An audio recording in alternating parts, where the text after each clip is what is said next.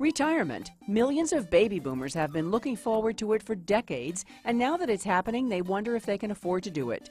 And young people with student loans to pay off and growing families, retirement isn't a priority.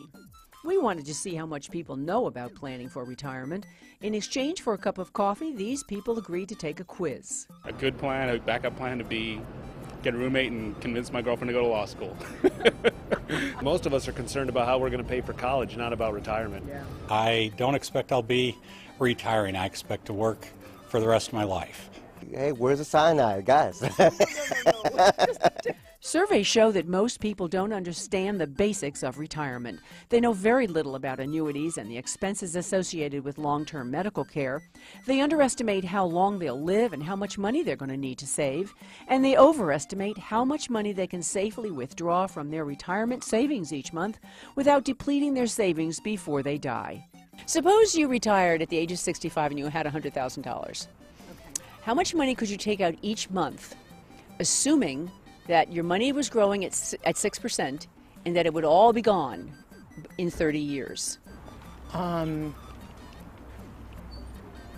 know, less than $10,000 a month. No, my math's not good. Mine's terrible. It's actually $600 a month. Dr. Stephen Weisbart is an economist at the Insurance Information Institute. He knows a lot about retirement planning. Relatively few people have plans. The older you get, the more likely you're going to have a plan, but even people 50 and older, probably 25–30% of them have plans and the rest don't. I think they're all hoping when they get there that something will work out. What is the greatest financial risk facing retirees? What's the greatest financial risk facing retirees?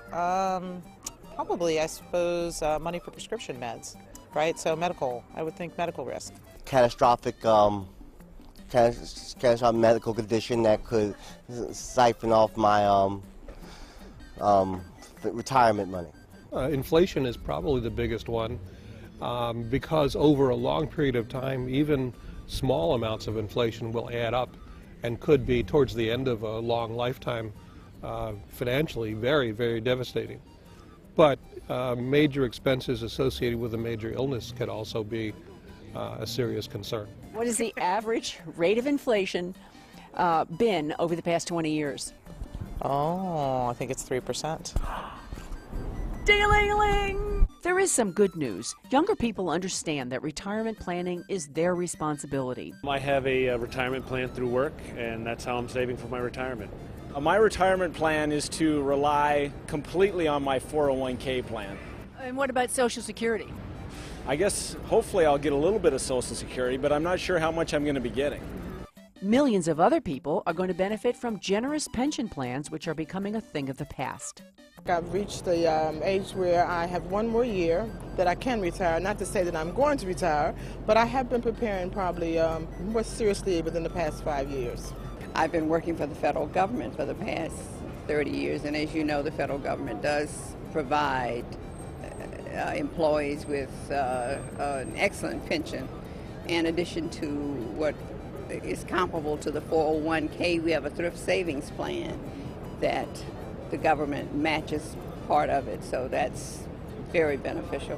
What a lot of economists seem to be saying now is that the best answer for a lot of people is to stay in the workforce, is to just don't start your retirement until you're, I've actually seen some economists that say don't start until you're 75.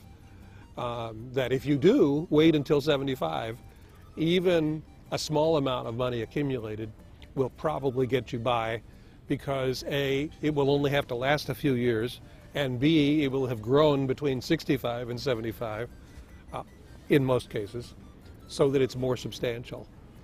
That's not a picture I think many people would now like to see of themselves in retirement, but it's an option that's worth considering.